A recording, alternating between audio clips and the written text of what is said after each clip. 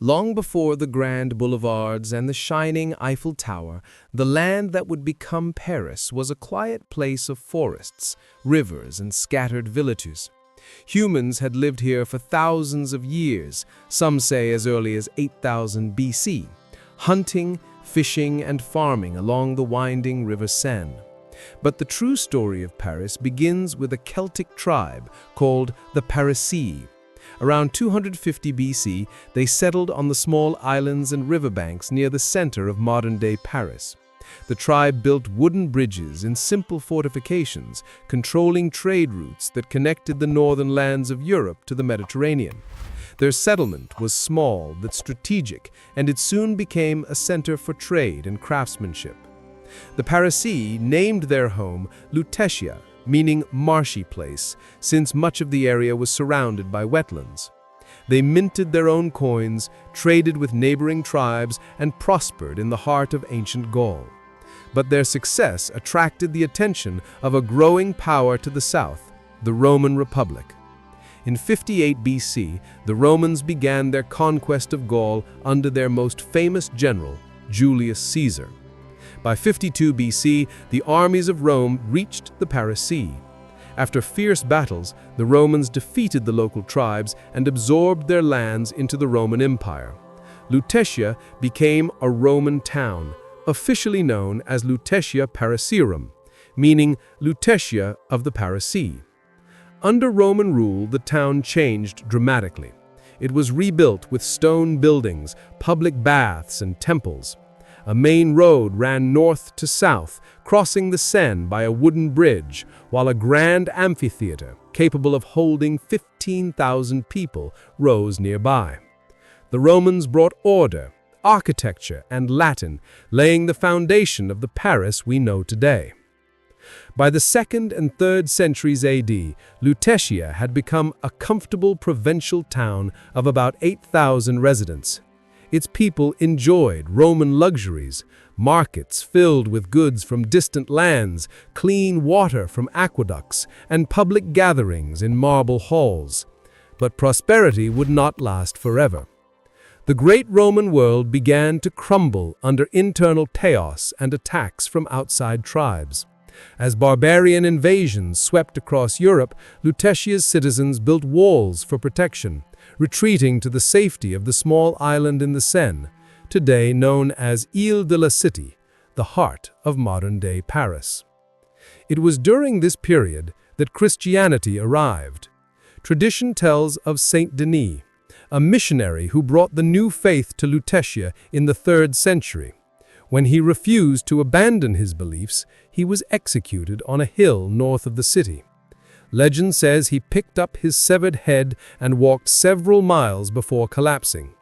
The site later became known as Montmartre, meaning the Martyr's Mount. A basilica was later built over his tomb, marking the beginning of Paris's deep connection to faith and legend. By the 4th century, the city's name slowly changed from Lutetia to Civitas Parisorium, and finally just Paris.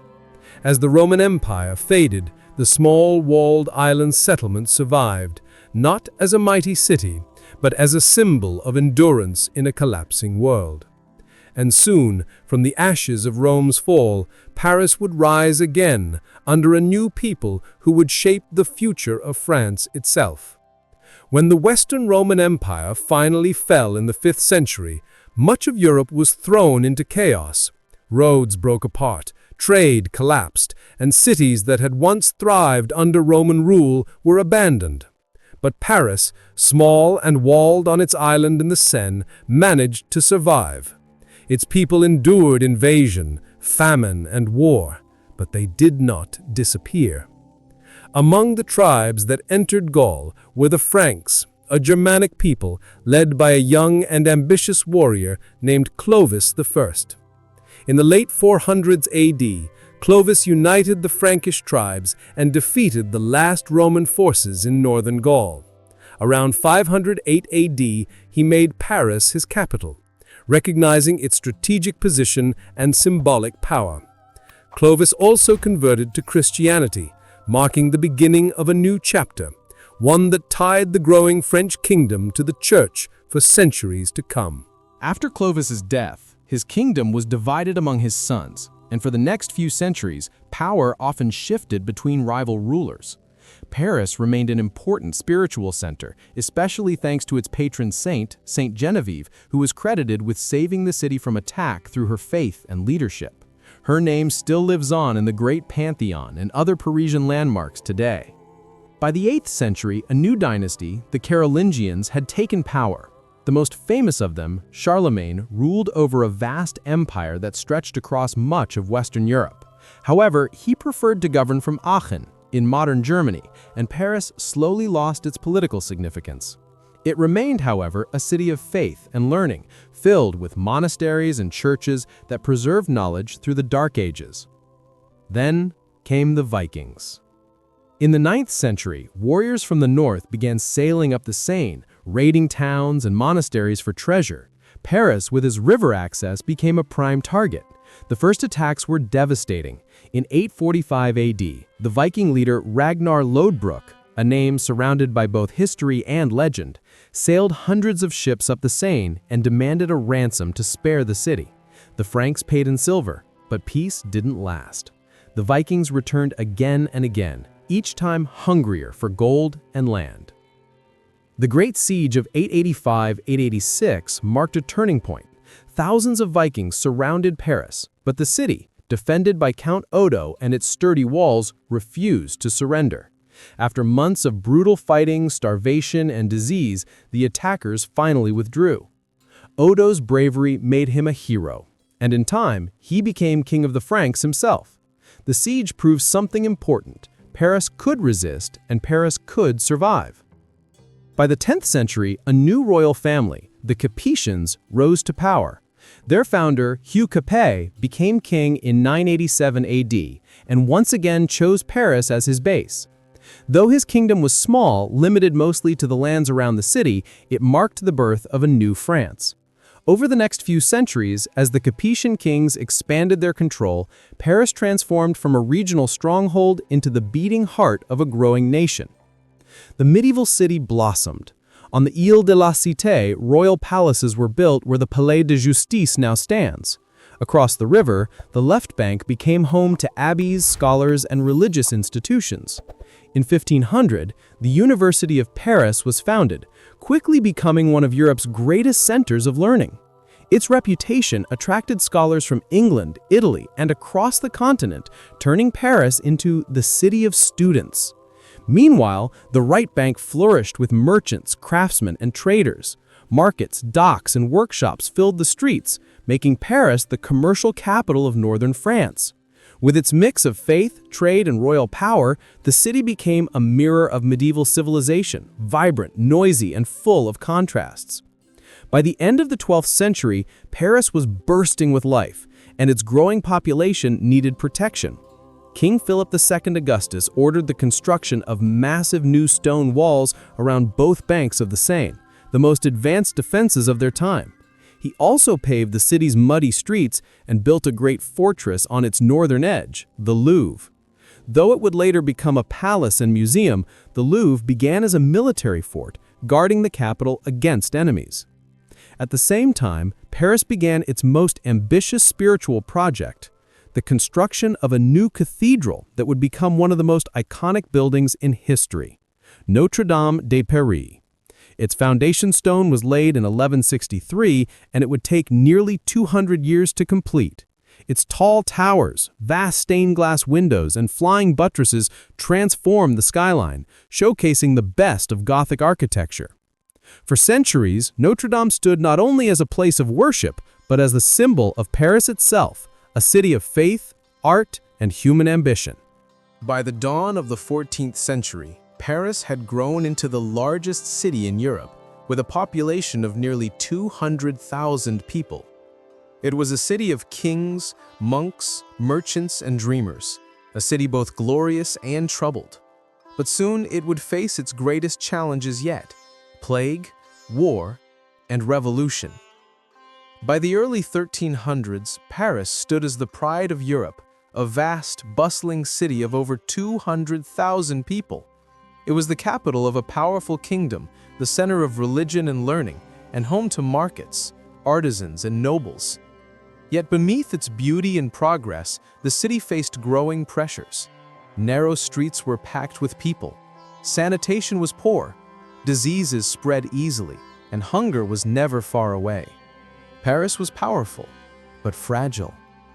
In 1348, the unthinkable happened. A deadly plague swept through Europe, the Black Death. It arrived in Paris with terrifying speed, carried by rats and fleas that infested ships and houses. Within months, tens of thousands were dead. Entire neighborhoods were left silent. It's believed that nearly a third of the city's population perished. For years afterward, outbreaks would return again and again, shaping the way Parisians viewed life and death. Even as the plague faded, another storm was brewing: war. In 1337, France and England began what would become the 100 Years' War, a brutal conflict over land, power, and succession. For Paris, it was a century of fear and turmoil. Armies marched across the countryside, burning villages and seizing food. Refugees flooded into the city, prices soared. Famine and disease followed one after another.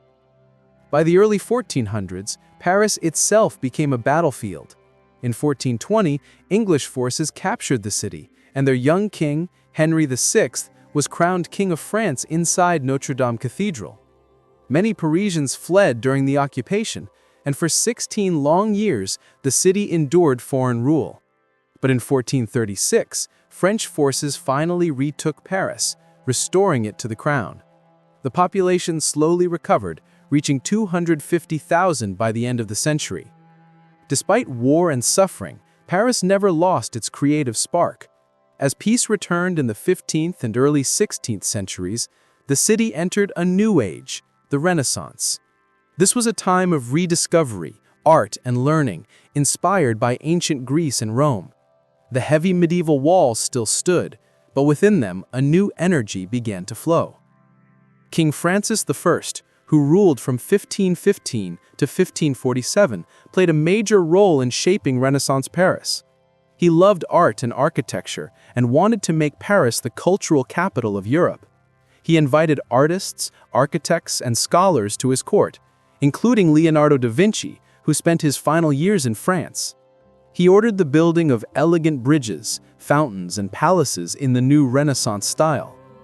One of his great projects was the Hôtel de Ville, the city hall, which symbolized Paris's growing civic pride. Printing also transformed the city. By the 1500s, Paris was filled with printing presses that spread new ideas and discoveries faster than ever before. The University of Paris remained a center of scholarship, but now books and pamphlets carried knowledge to anyone who could read. By the end of the 16th century, Paris was publishing more books than any other city in Europe. But the Renaissance was not only a time of art and learning, it was also an era of conflict. France was divided between Catholics and Protestants, and tension boiled over into violence. Between 1562 and 1598, the wars of religion tore the country apart. Paris, a stronghold of Catholicism, became the heart of the struggle. The darkest moment came in August 1572, during what is now known as the St. Bartholomew's Day Massacre. Thousands of Protestants had come to Paris to celebrate the royal wedding of the future king Henry IV. But that night, Catholic mobs, fueled by fear and hatred, turned on them. Over the next few days, as many as 3,000 people were killed in the streets of Paris. The event shocked Europe and left deep scars on the city's soul. By the start of the 1600s, Paris was exhausted. Decades of war had emptied its coffers and driven away many of its people. Buildings lay in ruins, and grand projects like the expansion of the Louvre were left unfinished. Yet even in its darkest times, Paris had a way of rebuilding itself. King Henry IV, who came to power in 1589, understood that peace and prosperity were the keys to the city's revival. He famously declared, "Paris is worth a mass," converting to Catholicism to unite his divided kingdom. Under his rule, Paris began to bloom again. He commissioned new bridges, plazas, and palaces, including the Pont Neuf, the first stone bridge in Paris to be lined with shops and houses. He also began work on the Place Dauphine, one of the city's first planned squares, bringing order and elegance to urban life. Tragically, Henry IV was assassinated in 1610, cutting short his efforts to rebuild. But his vision lived on. His successors, beginning with his widow Marie de Medici, continued to transform the capital. She built the Luxembourg Palace, inspired by the Italian Renaissance, while her son Louis XIII and his powerful minister Cardinal Richelieu turned Paris into a center of art, architecture, and politics once more. By the middle of the 17th century, Paris had regained its place as one of the great cities of Europe, a city of kings and scholars, of faith and ambition. But the centuries to come would bring even greater change.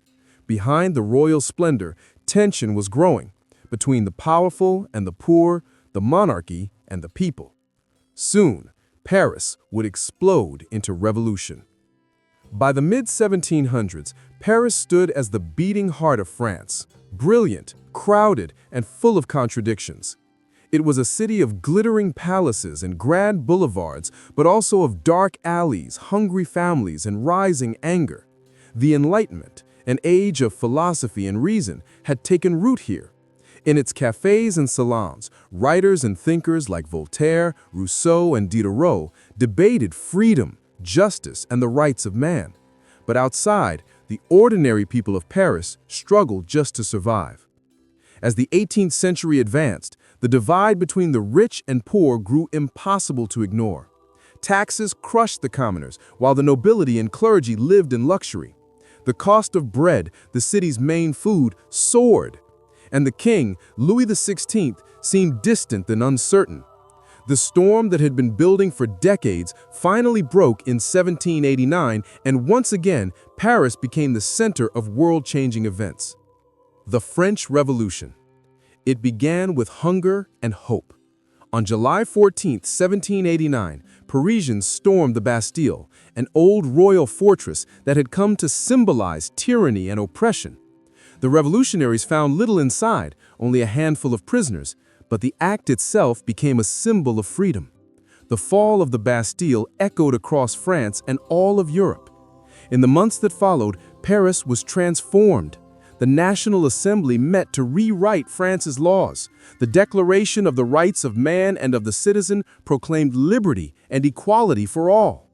Royal symbols were torn down, streets were renamed, churches were repurposed as temples of reason. But as idealism gave way to chaos, Paris descended into bloodshed. In 1793, King Louis XVI and Queen Marie Antoinette were executed by guillotine in the Place de Révolution, today's Place de Concorde. Thousands more followed, including nobles, priests, and even revolutionaries themselves. The Reign of Terror, led by Robespierre, turned Paris into a city of fear, where the sound of the guillotine echoed daily. By 1795, the revolution had devoured its own leaders. Robespierre himself was executed, and the country longed for order. From this chaos, a new figure emerged, a soldier who promised stability, strength, and glory: Napoleon Bonaparte. When Napoleon seized power in 1799, Paris was weary but alive. He saw the city not only as the heart of his empire, but as a monument to French greatness. Under his rule, Paris was reshaped once again.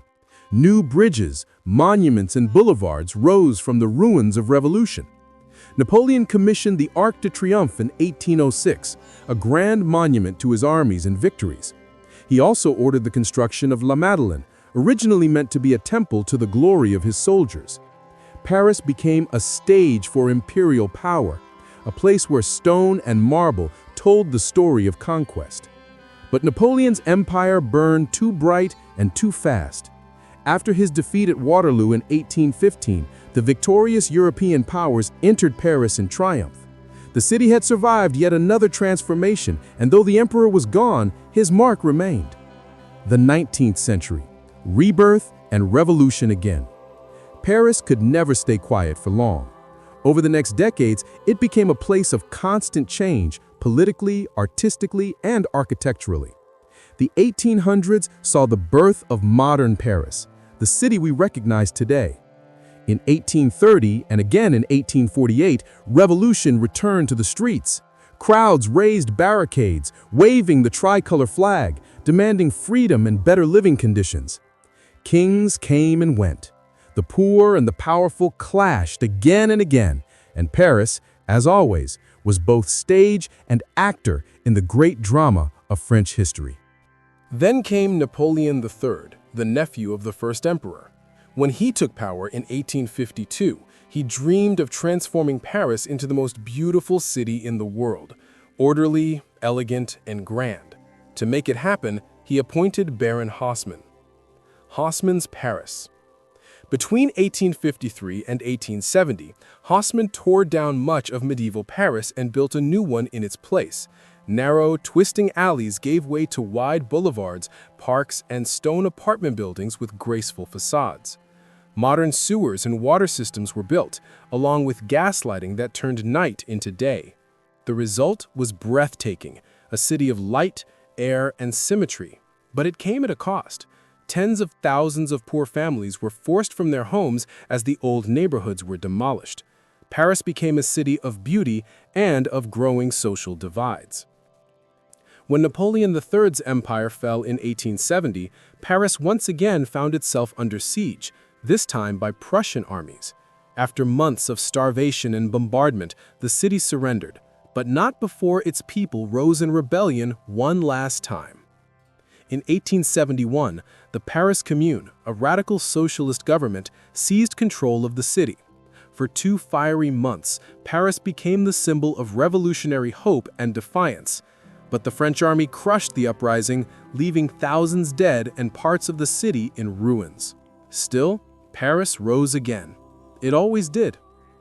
By the late 19th century, the scars of war had faded, and a new spirit filled the air, one of creativity, invention, and optimism.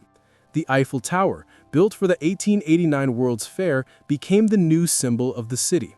Artists and writers, Monet, Degas, Van Gogh, and later Picasso and Hemingway, made Paris the cultural capital of the world. From the ashes of revolution and empire, Paris had reinvented itself once more, as the city of light. At the dawn of the 20th century, Paris was the jewel of the modern world, a city of light, art, and endless imagination. The Eiffel Tower stood proudly over the skyline. Electric lamps shimmered along grand boulevards, and cafes buzzed with conversation. It was the age of La Belle Époque, the beautiful era, when peace and prosperity filled the city with life. Painters like Monet, Renoir, and Degas captured moments of color and light, while writers and dreamers crowded the cafes of Montmartre and Montparnasse. The world admired Paris as the capital of elegance, art, and human creativity. But the Golden Age could not last forever. In 1914, Europe descended into World War I, and the music of the city fell silent. The war brought fear and hardship. German troops advanced dangerously close, stopped only at the Battle of the Marne, just outside the city. Paris prepared for invasion. Soldiers marched through its streets and hospitals filled with the wounded. Yet even then, Parisians refused to give in. The famous taxis of the Marne, hundreds of local taxis, carried French soldiers to the front, helping to save the capital. When the war finally ended in 1918, Paris emerged shaken but proud. The peace treaty that ended the war, the Treaty of Versailles, was signed just outside the city the following year. The 1920s brought a burst of color and freedom. Known as Les Années Folles, the crazy years, it was a time when jazz echoed through nightclubs, women embraced new styles, and artists from around the world made Paris their home. Writers like Ernest Hemingway, F. Scott Fitzgerald, and Gertrude Stein gathered in cafes, while painters such as Picasso and Matisse redefined art itself. Once again, Paris was the cultural heart of the world. But by the late 1930s, the shadows of war returned. In 1939, World War II began, and by June 1940, German forces occupied Paris. The Nazi flag flew over the Eiffel Tower, and for 4 years the city lived under fear and oppression. Jews were rounded up and deported, resistance fighters worked in secret, and daily life became an act of quiet courage. Yet even in darkness, Paris refused to surrender its soul. In August 1944, Parisians rose up against their occupiers. After days of street fighting, General Charles de Gaulle marched down the Champs-Élysées, and the city was free once again. The people of Paris filled the streets, cheering through tears. The City of Light had survived once more. The post-war years were a time of rebuilding and renewal. Bombed-out buildings were repaired, new districts rose on the city's edges, and modern life began to take shape. The metro expanded, cars filled the roads, and skyscrapers started to appear. Paris became more diverse as immigrants from Africa, Asia, and the Caribbean arrived, bringing new cultures and voices. The city grew not only in size, but in soul. In May 1968, that restless spirit erupted again. Students filled the Latin Quarter, demanding freedom, equality, and change. Barricades returned to the streets just as they had in revolutions past. Workers joined in strikes, and for weeks, Paris stood still. The protests of 1968 shook France deeply, leaving a legacy that still echoes in its politics and culture today. By the 1970s and 1980s, Paris entered a new era of ambition and modern design. President François Mitterrand launched the Grands Travaux, a series of monumental projects meant to link Paris's past with its future. The Louvre Pyramid, the Grande Arche de la Défense, and the Opéra Bastille transformed the skyline. Some saw them as bold, others as controversial, but together they proved that Paris was still a city unafraid to reinvent itself. At the same time, the city remained a cultural magnet, the home of fashion, philosophy, cinema, and art.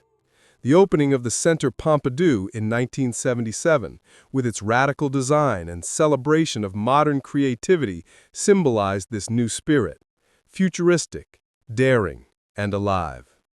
As the 20th century closed, Paris stood as a city of resilience and reinvention, a place that had survived revolutions, wars, and occupations, yet still pulsed with beauty and imagination. From the shadows of the trenches to the glow of neon lights, the 20th century had tested Paris like never before, and through it all, the city endured, reborn each time, shining brighter, still the eternal city of light. As the 21st century began, Paris entered a new era, one shaped by technology, globalization, and the constant rhythm of change. The city that had once survived kings, revolutions, and wars now faced the challenges of modern life. Population growth, environmental pressures, immigration, and identity in a rapidly shifting world. Yet even amid transformation, Paris remained true to its spirit, proud, poetic, and forever luminous. The skyline continued to evolve. Beyond the historic heart of the city, the modern towers of La Défense reached higher each year, symbolizing France's role in the global economy. Inside the city, efforts to balance history and innovation took center stage. Ancient buildings were restored and protected, while modern architecture, like the Fondation Louis Vuitton, designed by Frank Gehry, added daring new forms to the landscape. Paris embraced the future without erasing its past. In daily life, Parisians experienced both progress and growing tension. Rising housing costs pushed many to the suburbs, creating new social and cultural divides. The city's outer districts became home to vibrant immigrant communities, filled with diverse cultures and cuisines that reshaped Parisian identity. But they also became symbols of inequality and unrest, occasionally erupting in protests that reminded France that its struggles for justice and unity were far from over. The new century also brought moments of profound sorrow. In 2015, Paris was struck by a series of terrorist attacks, at the Bataclan Theater, cafes, and the National Stadium that left the world in shock. Yet as candles and flowers filled the city's squares, Parisians responded with defiance and unity. The same resilience that had carried the city through centuries of crisis burned brightly again. Fluctuat nec mergitur, the city's Latin motto, tossed by the waves but never sunk, felt more alive than ever. Even as it grieved, Paris looked forward. The Notre Dame Cathedral, one of its most beloved landmarks, was nearly lost in a devastating fire in April 2019. Flames consumed the roof and toppled its spire, but the world watched as firefighters fought through the night to save its walls and towers. Within days, millions pledged to help rebuild it. Notre Dame's survival became another chapter in the city's long story of rebirth. Culturally, Paris remains a global capital of art, fashion, and ideas. It hosts Paris Fashion Week, the Cannes Film Festival just beyond its borders, and countless museums that attract millions each year. The Louvre, once a royal palace, now welcomes more visitors than any museum on Earth.